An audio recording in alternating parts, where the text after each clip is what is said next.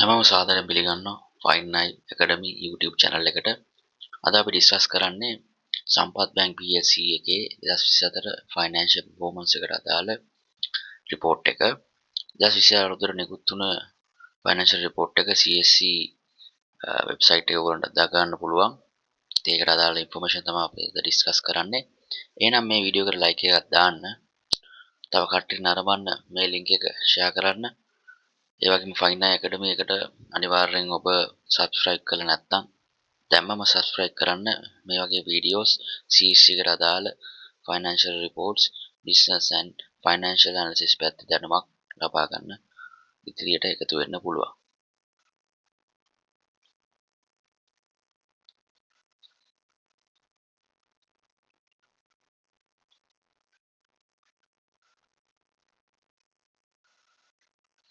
හරි අපි නම් වීඩියෝ එකට යමු. සම්පත් බැංක් PLC එකේ overview එකක් අපි ගමු. මේක 1986 දී incorporate කරපු බැංක් එකක් investment credit bank limited කියලා. ඊට පස්සේ මේක සම්පත් බැංක් PLC එකේ first bank එක වුණා ශ්‍රී ලංකාවේ multi point network and automated teller machines එක. ඉතින් 1988 දී ATM machines හඳුන්වා දුන්නා. ප්‍රථමයෙන්ම මේ වගේම 1994 දී සම්පත් බැංක් එක local bank එකක් වශයෙන් join වුණා Swift network එකට. Swift network එකට join වුණ පළවෙනි බැංකුව ඔයගොල්ලෝ දන්නවා Swift කියන්නේ Society of Worldwide Interbank Financial Telecommunication System එක. මේක internationally financial transaction වෙන message communication එකක් කරනවා 11000 financial institute මේකට සම්බන්ධ වෙලා තියෙන රටවල් 200ක. ඉතින් මේකෙදී internationally ඔයගොල්ලෝ දන්නවා Swift code එක කියලා යන්නේ. ඒකත් එක්ක සම්බන්ධතාවය තියෙන financial transactions හඳුනා ගැනීමේ points හඳුනා ගන්න තමයි ඒ Swift code එකත් එක්ක branches ඒ points හඳුනා ගන්න තමයි මේකට තියෙන්නේ. ඒක first introduce join වෙලා තියෙන්නේ සම්පත් බැංක් එක locally. 2003 දී first bank එක one day clearing වලට move වෙච්ච ඒ වගේම මේගොල්ලෝ තමයි සම්පත් බැංක් එක තමයි pioneer launch Sri Lankan first ever check imaging truncating system එකට ප්‍රථමයෙන්ම හඳුන්වා දුන්නේ. එතකොට මේගොල්ලෝ check clearing CIS check clearing එකේදී සිදුවෙන්නේ digitally physical movement check එකේ movement එකක් නැතුව clearing house එක true within one day check එක clear කරගන්න පුළුවන්. නමුත් කලින් ආකාරවලදීම ගියා physically check එක move කරලා clearing එකෙන් transaction එක සිදු වෙන්නේ. ඒ වගේම 2011 දී මේගොල්ලෝ introduce කරා online real time check deposit එක ATMs first time in South Asia. ඊළඟ 2020 දී සම්පත් බැංකුවේ asset base එක 1 trillion mark එකට move වුණා. සාමාන්‍ය banks වල trillion mark එකේ තියෙන සමහර banks වල අඩු mark එකක් තියෙනවා. අපි අනිත් US වල ඔයගොල්ලෝ බලන්න පුළුවන් asset base. සම්පත් බැංකුවේ 1 trillion එක 2020 දී reach කරා. දැන් 2023 දී සම්පත් විශ්ව retail එකන app එක 1 million customers absorb කරා. ඒකත් milestone එකක්. මොකද digital strategy එකට යන්නේ අද ලංකාව මුළු ලෝකෙම. ඉතින් ලංකාවේ අතරින් ඉදිරියට පැමිණීමට මේක විශාල දායකත්වයක් සිදු වෙනවා. 2020 සම්පත් බැංක් එක 1 trillion rupees deposits reach කරා. ඒකත් trillion deposits ඒකත් milestone එකකට ගන්න පුළුවන්. හරි සම්පත් බැංකුවේ expansions බැලුවොත් මේගොල්ලන්ගේ branches 229ක් තියෙනවා. මම මේක annual report එකෙන් ගත්තේ මේ datas. ඔයගොල්ලන්ට බලන්න පුළුවන් මේ data සම්පත් annual report එක දැන් හැමෝටම view කරන්න පුළුවන් මේවා. ඒ වගේම automated teller machines 260ක් තියෙනවා. ඒ report අනුව ඒ වගේම 295ක් තියෙනවා CRMs, CDMs cash deposit machine 234ක් තියෙනවා. ඉතින් මේ වල digital electronic cash movement transaction වෙන points ඒ වගේම easy banking agents 1252ක් ඉන්නවා කියලා තියෙනවා. ඒ කියන්නේ මේගොල්ලෝ බැංක් එක වෙනුවෙන් deposits withdrawals ගන්නවා. ඉතින් මේවට සම්බන්ධ ඒ කියන්නේ easy bank points තියෙනවා. ඒ කියන්නේ ඔය easy bank agents like dialog easy cash network එක true මේගොල්ලෝ කරනවා 1300ක් locations retailers ඉන්නත් මේ වලින් මේ agents හැටියට එතකොට ATM එකක් නැත්තත් ඔයගලන්ට මේගොල්ලොත් එක්ක transaction කරන්න පුළුවන් deposits collections. ඉතින් ඒකත් ගැනත් හොයලා බලන්න. ඊට පස්සේ digital banking centers digital bank centers 33කුත් තියෙනවා. ඉතින් මේක තමයි expansion එක. ඒ වගේම මොන මේ දැක් ගන්න පුළුවන් 2020 ඉඳන් 2024 වෙනකොට transaction වැඩි වෙච්ච ප්‍රමාණය ට්‍රාන්සැක්ෂන් වැඩිලා තියෙනවා මිලියන 60.6කට ඩිජිටල්. ඉතින් හොඳ දෙයක් ඩිජිටල් ට්‍රාන්සැක්ෂන්ස් වැඩිනවා කියන්නේ. ඒ වගේම මොකද මේ සෙන්ට්‍රල් බැංක් එකේ කිව් ගව්පේ එක ට්‍රූ මේගොල්ලෝ බලන්නේ ඩිජිටල් පේමන්ට්ස් වැඩි කරන්න. ඉතින් ඒකට හොඳ මූව්මන්ට් එකක් කියලා දාගෙන බලන number of employees 4400 ඉන්නවා. හරි අපි group structure එකට ආව. සම්පත් බැංකුවේ group එක fully owned subsidiaries තියෙනවා. සම්පත් center limited renting and commercial property සම්බන්ධ කම්පැනි. ඒතකොට SC Securities Private Limited. ඒතකොට stock brokering company. සියපත financing PLC එක ඔයගොල්ලෝ දන්නවා. financial service කරන non banking financial institute එකක්. ඒ වගේම සම්පත් information technology solution limited එක. මේක තමයි මේගොල්ලන්ගේ IT services සම්බන්ධ focus කරන්නේ. මේවා fully owned subsidiaries. මේවා group එකේ revenue එකට බලපාන මේගොල්ලන්ගේ performances. ඒතකොට මේවා different sectors වල තියෙන්නේ. ඉතින් overall growth එක diversification කරලා තියෙනවා. මේක group එක කියලා ඔයගොල්ලන්ට බලා ගන්න පුළුවන්. අපි යමු operating environment එක banking sector එකේ generally කොහොමද movement එක තියෙන්නේ කියලා. credit growth එකක් තියෙන අතරම asset quality එකත් improve වෙලා තියෙනවා. මොකද interest rates අඩු වුණා 2023ට සාපේක්ෂව. එතකොට මේකේ data එක බැලුවොත් 2027ට සාපේක්ෂව 2006 2023 දී අඩුවීමක් තුනා. නමුත් 2022 වැඩි වෙලා තියෙනවා 4.1 growth එකක් දකින්න පුළුවන් banking sector එකේ. ඒකම digital penetration එක බැලුවොත් banking sector එක මේ digital transaction මම ඉස්සෙල්ලා කිව්වා වගේ digital transaction promote කරගෙන යනවා. ඔයගොල්ලෝ දැක ගන්න පුළුවන් මේ volumes වැඩි වීම සම්බන්ධව කොහොමද volumes වැඩිලා තියෙන්නේ කියලා. valuation value transactions වැඩි වෙනවා යනවා trillion වලට. එතකොට transaction individually clearing through the SIPs වැඩිලා යනවා. per million වලින් 16.88 million වලට වැඩිලා තියෙනවා.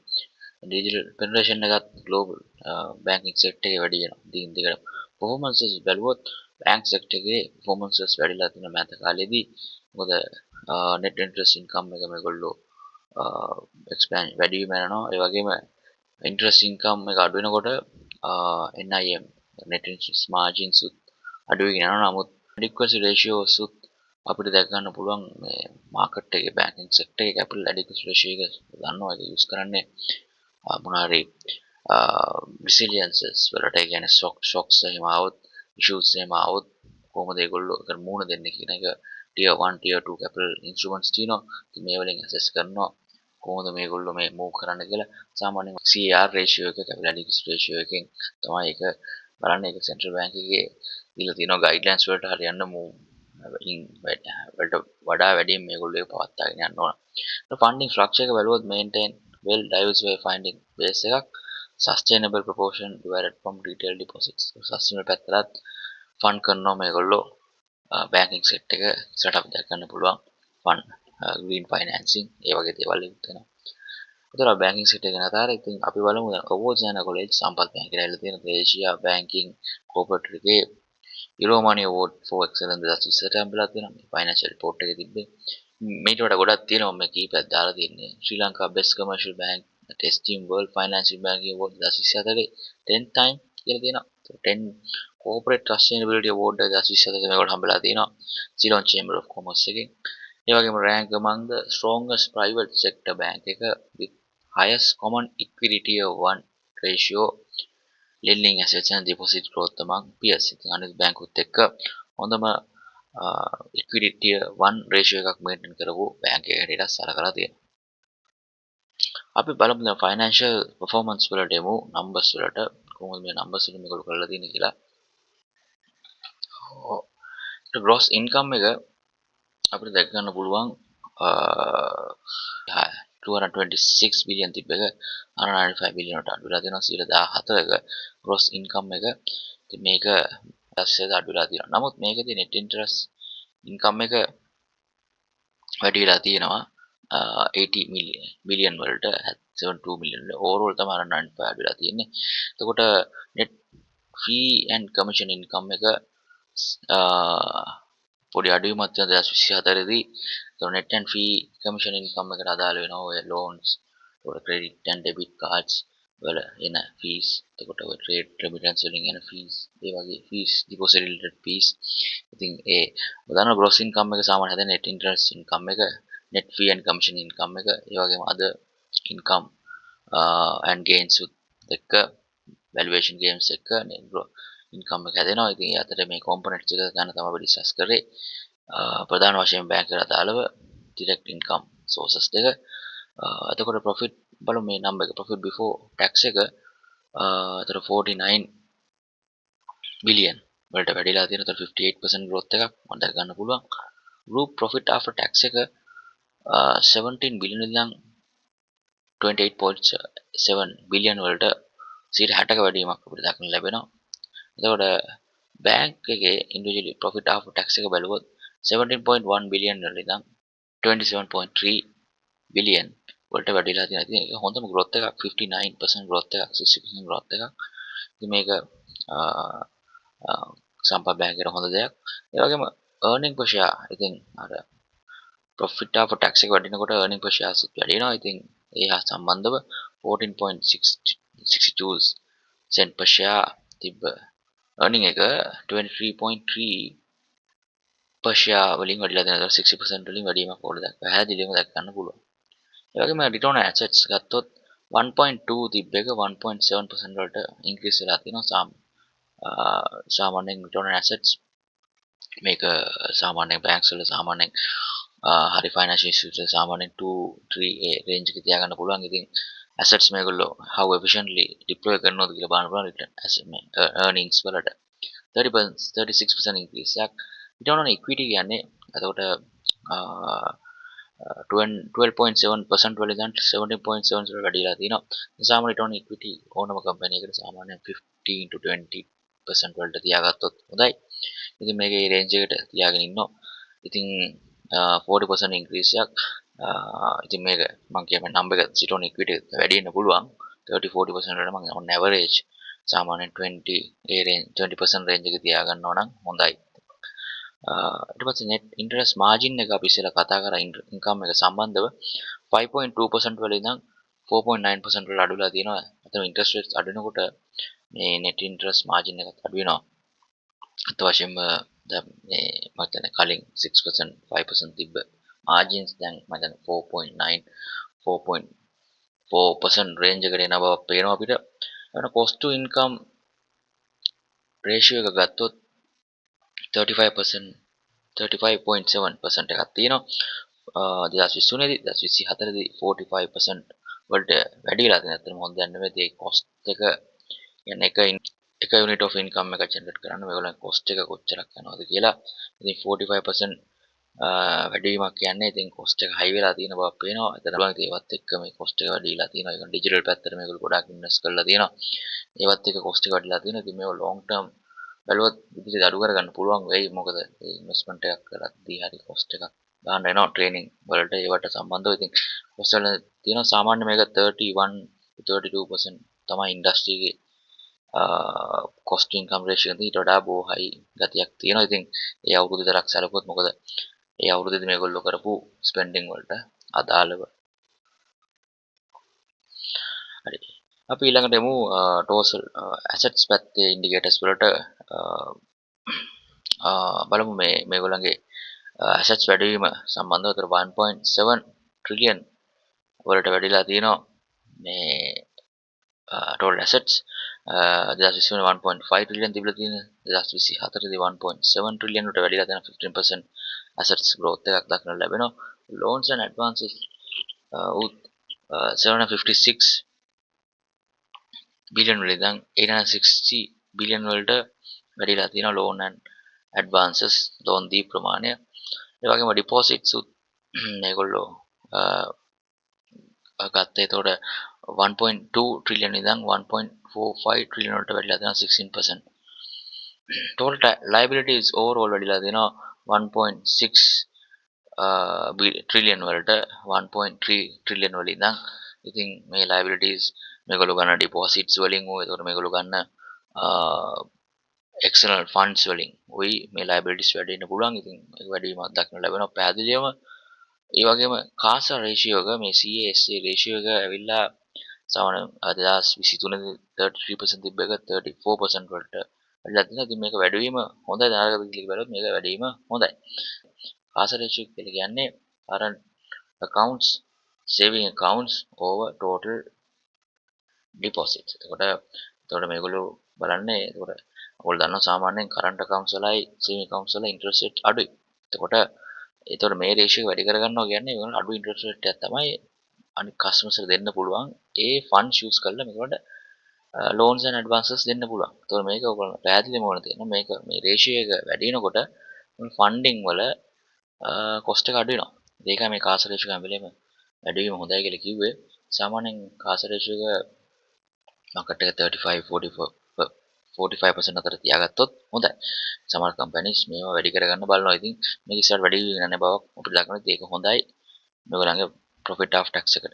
capital adequacy ratio එක tier 1 එක බැලුවොත් දැන් මේක tier 1 tier 2 කියලා දෙකක් තියෙනවා. tier 1 එකේ බැලුවොත් අපි මේ ratio එක අදාළව කතා කරන්නේ ඒකෙත් වැඩිවීමක් තියෙනවා 16.35 ඉඳන් 16.75. ඉතින් ඇත්තටම වැඩිවීම හොඳයි. ඒකට මේගොල්ලන්ට කියන්නේ එන issues වලට resilience එක වැඩි කරගෙන තියෙනවා. tier 1 capital එකේදී සාමාන්‍ය වෙන්නේ මේක තමයි highest quality ම most stable capital එක tier 1 එක. ඒ කියන්නේ මේකෙදී return earnings අදාළ වෙනවා common equity ඒ ඇතුළත තියෙන high liquidity high quality capital එක.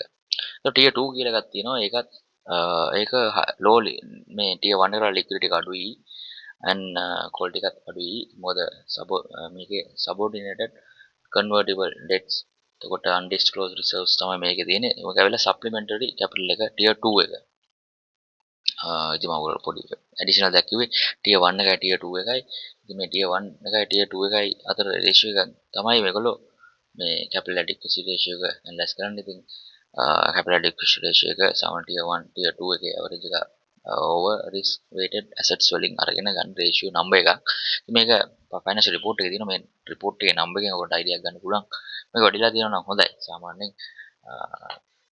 මේ capital adequacy ratio එක සාමාන්‍යයෙන් මාකට් එකේ 17 18-20% එකේ තියෙනවා නම් හොඳයි කියලා තමයි කියන්නේ. ඉතින් බලමු.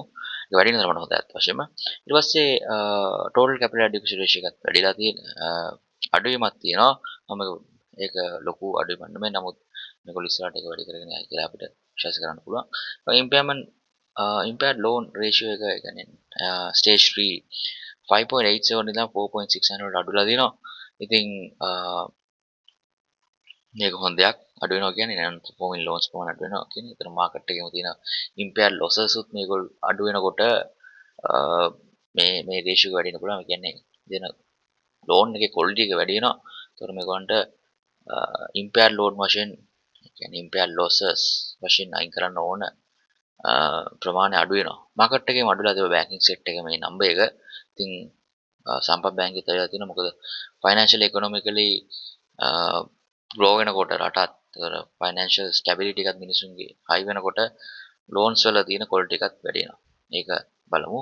ඊට පස්සේ net asset values උත් ප්‍රමාණය වැඩිලා දෙනවා 126 per share තිබිලා තියෙන්නේ net asset value එක මේක 142 වලට වැඩිලා දෙන හොඳ දෙයක්. කියන්නේ මේ net asset value එකෙන් අපි සාමාන්‍ය idea එකක් ගන්නවා. ඉතින් මම ඉස්සරහ කියන්නේ ඒක අපි එතකොට කියන්නේ total assets වලින් liabilities අඩු කරාම තියෙන number එක. ඉතින් මේකෙන් අපි දන්නවා මොනවාරි solvency issue එකක් වුණත් මෙන්න මේ 142 per share assets වලින් මේගොල්ලෝ ගාව තියෙනවා කියන එක.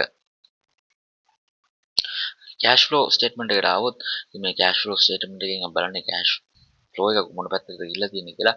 මේ operating activities වල cash flow එක 163 වලින් අඩුලා තියෙනවා. ඒ කියන්නේ operating activities කළත් ගිය අවුරුද්දට සාපේක්ෂව 226 බිලියන ඉඳන් 160 වලට අඩුලා loans ප්‍රමාණය වැඩි කරනකොට ඉතින් loan advance වැඩි වෙනකොට cash එළියට යනවා. එතකොට operating activities වල cash අඩු වෙනවා. ඉතින් මේක අරම ඉන්දිවිඩුවල් බලන්න ඕනේ. කියන්නේ cash සමහරකට cash වැඩි loans වෙනකොට cash එළියට යනවා. ඉතින් ඒක සාමාන්‍ය වෙන දෙයක්. ඉතින් මේක ඉස්සරහට ප්‍රශ්නයක් වෙන්න නැති වෙන්න පුළුවන්. ඒ කියන්නේ මේ cash flow නැතුණාට ඒක බලන්න ඕනේ. ඉතින් analyze කරලා දැන් මේගොල්ලන්ගේ දෙන loans වලින් සල්ලි එනවද ඒවත් එක්ක ඇනලයිස් කරලා බලුවොත් මේක ප්‍රශ්න නැති කාලයක් හැටියට තමයි අපි දකින්න පුළුවන්. ඒ වගේම බලුවොත් 2023 දී මයිනස් කියන අවුට් එකට ගිය කෑෂ් ප්‍රමාණයට සාපේක්ෂව 2020 එළියට ගිය කෑෂ් ප්‍රමාණය අඩුයි ඉන්වෙස්ටිං ඇක්ටිවිටීස් වල. ඉතින් එකෙන් ඔයාලට අයිඩියා එකක් ගන්න පුළුවන් ඉන්වෙස්ටිං ඇක්ටිවිටීස් වලින් කෑෂ් ෆ්ලෝ එක එළියට ගිය ප්‍රමාණය අඩු වෙලා තියෙනවා කියලා.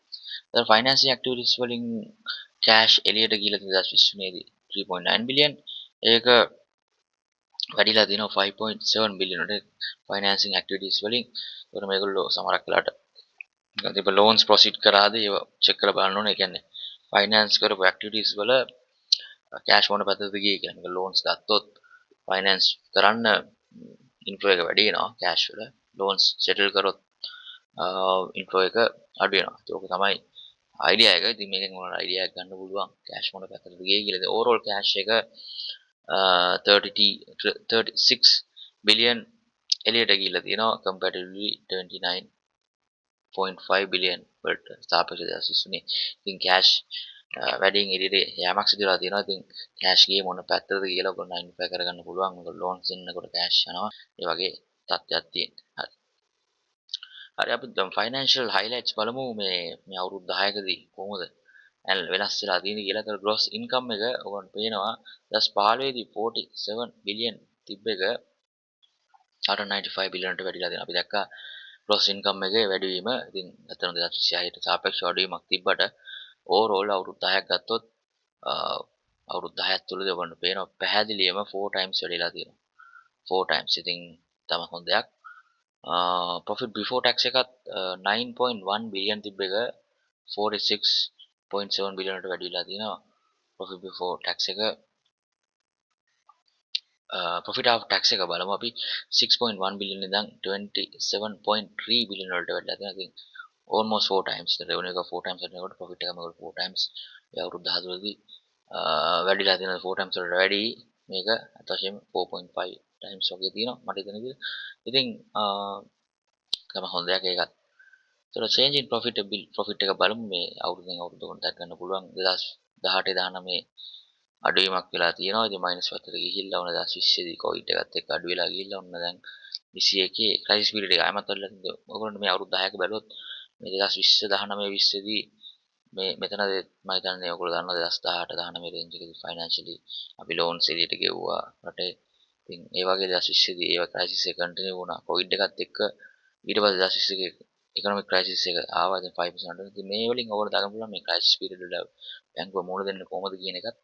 ඉතින් ඒ වලට අනුව මේ රේට්ස් ප්‍රොෆිටබිලිටි රේෂියෝස් අඩු වෙනවා. දැන් 2023 24 මම දැන් ස්ටේබල් ඉන්ට්‍රස්ට් රේට්ස් අඩු වෙලා මේගොල්ලෝ මේකද බැංකින් ඉන්ඩස්ට්‍රි එකේ මේ රේන්ජ් එක මේ ට්‍රෙන්ඩ් එක තියෙන්න පුළුවන්. නම්බර්ස් වල වෙනසක් තිබ්බා වුණාට බලමු ටෝටල් ඇසෙට්ස් 525 බිලියන් තිබ්බ එක 2015 දී මේගොල්ලෝ 5.7 ට්‍රිලියන් වලට රීච් කළා 2024 දී. අපි කතා කරා 2020 දී මේ අර හයිලයිට්ස් වලදී අපි කතා කරා 1 ට්‍රිලියන් රේන්ජ් එක මේගොල්ලෝ පැන්න හැටි 2020 දී පැනලා තියෙන දැක්කනේ.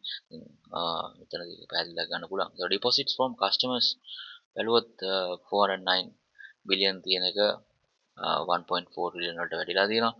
පැහැදිලිවම 4 ගුණයකට වඩා වැඩි ප්‍රමාණයක් 3 ගුණයකට වැඩි ප්‍රමාණයක් almost 4 times වැඩිලා තියෙනවා. ඉතින් deposits customers ලාගෙන loans and advances මේගොල්ලෝ දුන්න loans and advances උත් ඒ අමනුකූලව වැඩි කරගෙන තියෙනවා.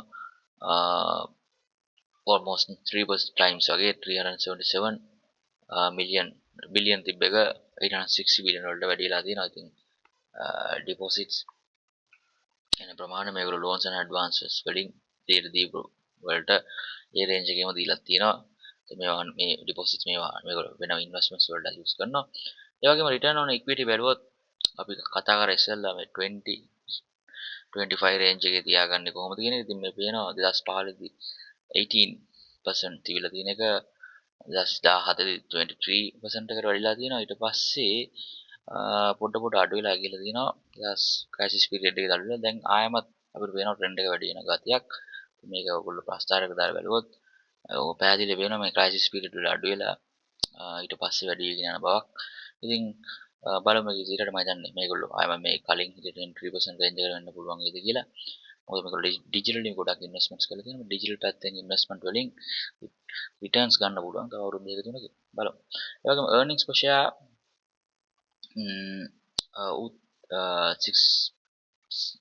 6.03 just පහළදී පෙන්ලා තියෙන එක මම හිතන්නේ ටර්න් වැඩි කරලා තියෙනවා.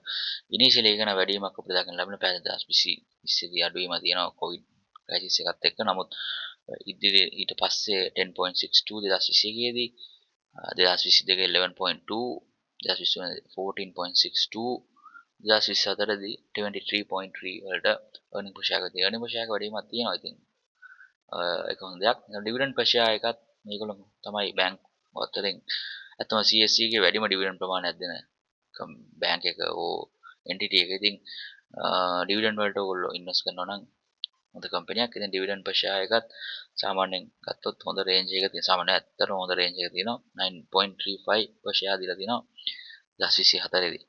ඉතින් හොඳ investment එකක් වෙන්න පුළුවන් ඔයගොල්ලන්ට කියලා මට හිතෙනවා. බලලා ඔයගොල්ලෝගේ decisions ගන්න.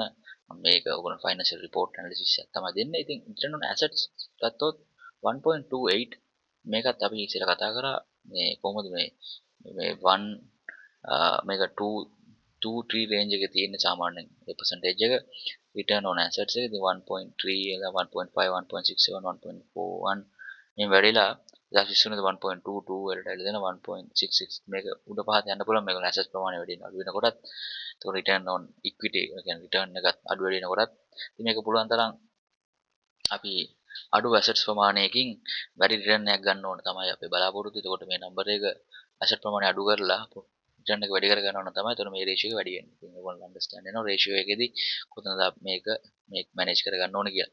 net asset value per share ගත්තොත් මම ඉස්සෙල්ලා කතා කරා වගේ මේක දැන් 34.55 තිබෙන 2015 දී මේක net asset value per share එක ඇත්ත වශයෙන්ම මේක වැඩිලා දිනවා almost 5 times වලට වගේ 4.4ට වැඩි times එකට 4 ගුණයකට වඩා වැඩිලා දිනවා බව පේනවා අවුරුදු 10ක් තුලදී. ඉතින් අපි ඉස්සර කතා කරා revenue වැඩි 4 ගුණයකට වඩා වැඩිලා තියෙනවා. profit after tax 4 ගුණයකට වැඩිලා තියෙනවා. ඉතින් ඒ අනුකූලව assets උයි liabilities උයි manage වෙලා මේ net asset value එක 4 ගුණයකට වඩා වැඩි වීමක් අවුරුදු 10ක් තුලදී දක්නට ලැබෙනවා. ඉතින් තමයි හොඳ දෙයක් ඒකත්. හරි. අපි දැන් key highlights වලට එමු. එතකොට profit after tax 27.3 billion 59% up වීමක්. earning per share එකත් වැඩිලා තියෙනවා. අපි ඉස්සර කතා කරා 23.3. net interest income එක 10.7% වලින් වැඩිලා තියෙනවා. bank loans advances 10% වලින් වැඩිලා තියෙනවා. ආර්ථික වීමත් සමගම. ඒතර lending was focus highly potential sectors tourism ICT healthcare පැත්ත තමයි මේගොල්ලෝ lending දීලා තියෙන්නේ. ඒ වගේම tourism incomes 53% වැඩිලා තියෙනවා මාකට් එකේ. ඒ වගේම worker remittance 10% වලින් වැඩිලා තියෙනවා. ඒවත් එක්කම මේගොල්ලෝ මේ පැත්තට sectors වලට move කරනවා මේගොල්ලන්ගේ lending පැත්ත. ඉතින් ඒ වලින් high returns ගන්න පුළුවන් මේගොල්ලන්ට. impairment charges ඒ කියන්නේ බොල් ණය ඇත්තටම පැහැදිලිවම කිව්වොත් ඒක තමයි. ඒ කියන්නේ ඒක අඩුවීමක් තියෙනවා 84.7. ඉතින් 2023 සහ 2024 දී asset quality එක වැඩි කරගෙන තියෙනවා. ඒගොල්ලෝ මේ දෙන loans වල asset quality එක වැඩිලා තියෙනවා කියලා තමයි පේන්නේ. ඒතර 2024 දී banking මේ 5 pillars වලට focus කරලා තමයි මේගොල්ලෝ බැංකුව move වෙන්නේ. corporate banking පැත්තට, SME banking, retail පැත්තට, transaction banking, high net worth families කියන්නේ මේගොල්ලෝ non profit organization ඒ අදාළ sustainable පැත්තට focus කරලා තියෙනවා. advanced analytics and AI. එතකොට මේ ඉස්සෙල්ලා කිව්වා වගේ මේගොල්ලෝ digital පැත්තට ගොඩාක් investments මේ 2024 දී කරලා තියෙනවා.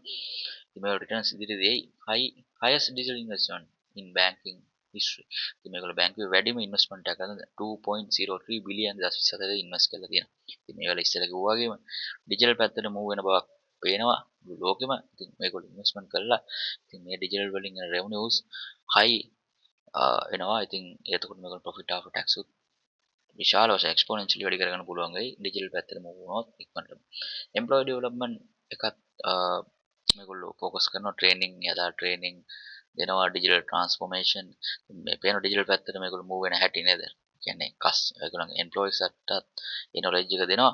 ඉතින් තාමත් හොඳ දෙයක්. මොකද දැන් මේ generations ගොඩාක් transaction කරන digital movement එක. ඉතින් අර conservative transaction model එකෙන් පිටට යන බව පේනවා. මේ generation changes එක්ක ඉතින් young crowd එක ගොඩාක් earn කරන්නේ ඔයගොල්ලෝ digitally YouTube videos වලින් ඒ වගේ digital පැත්තෙන්නේ. I think digital movements තියෙන්න ඕන. sustainability commitment එක ගත්තොත් environment and social management system for loans. එතකොට loans මේගොල්ලෝ දෙතුන 100 million above for the green energy financing වලට 1.44 billion above. ඉතින් ඇත්තටම හොඳ දෙයක් ඒක. හරි අපි major shareholders පැත්තට එමු. valuable one plc එක තමයි main shareholder 14.95% holding එකක් තියෙනවා 2023 ඒ share holding එක තමයි තිබ්බේ.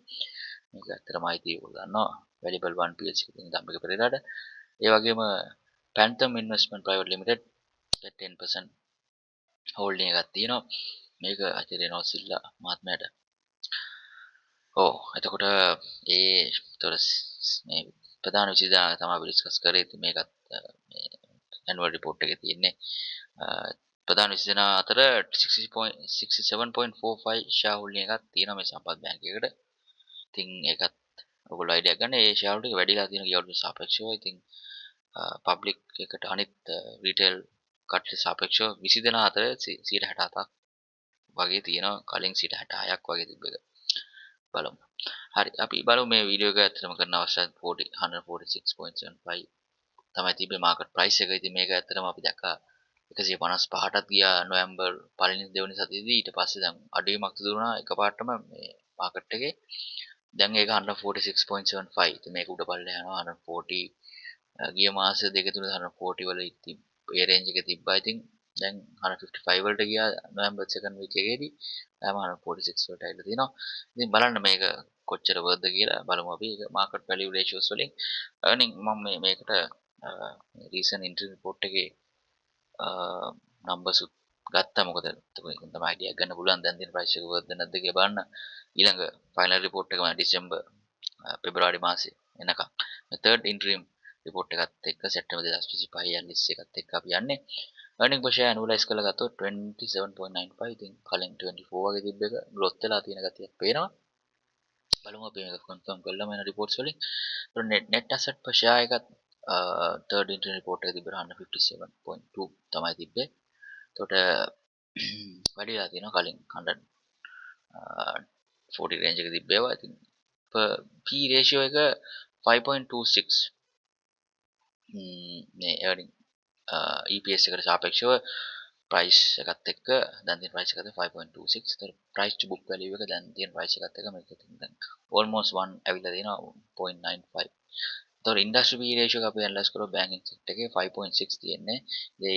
මේ බැංකුවේ 5.26 තියෙන. ඉතින් මේක තව පොඩ්ඩක් high වෙන්න පුළුවන් කියලා අපිට possibility එකක් මේ ratios වලින් analyze කරොත් කියන්න පුළුවන්. ඒතර profit price to book value එකත් industry එකේ 0.991% 1 not percent 100% 0.99% ඒ රේන්ජ් එකේ තමයි තියෙන්නේ. ඉතින් දැන් බැලුවොත් ඔයගොල්ලන්ට පේනවා දැන් මේ price එක expected price එක ඉතින් අපිට මේක පොඩි idea එකක් ගන්න. ඉතින් 155යි 156 අතර තමයි තියෙන්නේ කියලා. කියන්නේ මේ price එක يعني මේ stock එක. ඉතින් මේක ඉතින් price P ratio එක වෙනස් වීමත් එක්ක වෙනස් වෙන්න පුළුවන්. ඉතින් මාකට් එකේ වෙනස් වෙනකොට එතකොට මේ බැංකුවේ earnings උත් වෙනස් වෙනකොට ඉතින් ඇත්තටම P ratio එක අපි සාමාන්‍ය අපේ stock market එකේදී අපි දකින්නේ earnings වලට source එකක් වෙනකොට ඒක මාස 6ක තියෙන earnings P ratio එක දැම්මම වැඩිවීමක් සිදු වෙනවා. ඉතින් ඒ අපේ මාකට් එකේ sensitivity එකත් එක්ක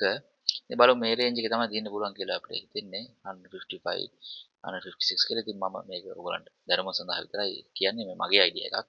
ඉතින් ඔයගොල්ලෝ ඒ අදාළ financial report analyze කරලා numbers ගන්න හැටි ඔයගොල්ලෝ දන්නවා. ඒක බලලා ඔයගොල්ලන්ගේ decision එක ගන්න. ඉතින් මේක අපි education purpose තමයි කරගෙන යන්නේ. හරි එහෙනම් thank you මේ වීඩියෝ එකත් කරන් සිටියා. ඉතින් ඔයගොල්ලෝ දිගින් දිගට Fine Eye Academy YouTube channel එකත් එක්ක කරන් ඉන්න. ඉතින් මේකට අදාළ තව වීඩියෝස් උත් මම කරලා තියෙනවා මේ සමහර බැංක් ඉන්ඩස්ට්‍රි එකට අදාළ ඒවත් උගන්ට මේ දෙපස දක ගන්න පුළුවන්. ඉතින් ඒවත් බලලා ඔයගොල්ලන්ගේ දැනුම වැඩි කරගෙන ඉදිරියට යන්න. ඉතින් මේ channel එකට subscribe කරන්න. ඉතින් මේ මොන හරි ඔයගොල්ලන්ගේ ideas තියෙනවා නම් comment section එකේ comments දාන්න. ඉතින් වීඩියෝ එක like එකකුත් දාන්න. ඉතින් ඉදිරියට අපි මේ වගේම තවත් වීඩියෝස් එක්ක එකතු වෙමු. බොහොම ස්තුතියි. එහෙනම් thank you very much for watching.